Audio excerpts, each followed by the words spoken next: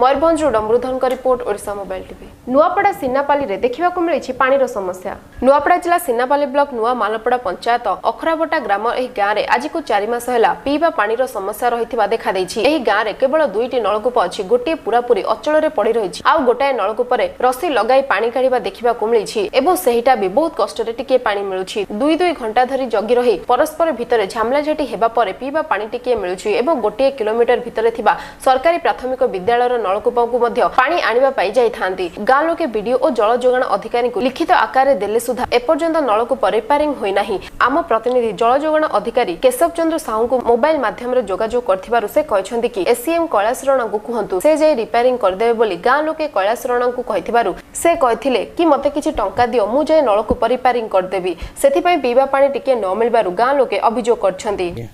आम गाँव रे प्राय 4 मास हला तो नलकुआ 2-2टा खराब होगा तापर 3 नंबर स्कूल रोटा भी खराब होगा सेटा जुड़ी जुड़ा कर जहाँ ताहा कर काम चलाऊ आरु से एसएम आमर खंदापड़ार एसएम पाखे गले ताके कहला बेले केते बेले जोउछा भी बोलसी आर किछि तोर परिश्रम देमु चाल बोले भी नहीं बोलसी अधिका पैसा हमके दरकार तेबे जीवी बोली कहसी। नुआपड़ारू बिहारीलाल जगत का रिपोर्ट ओडिशा मोबाइल टीवी। वर्तमान पे दीपर जिला खबर एतिके अधिक जानबा पे लॉगिन करंतु odishamobiletv.com। नमस्कार।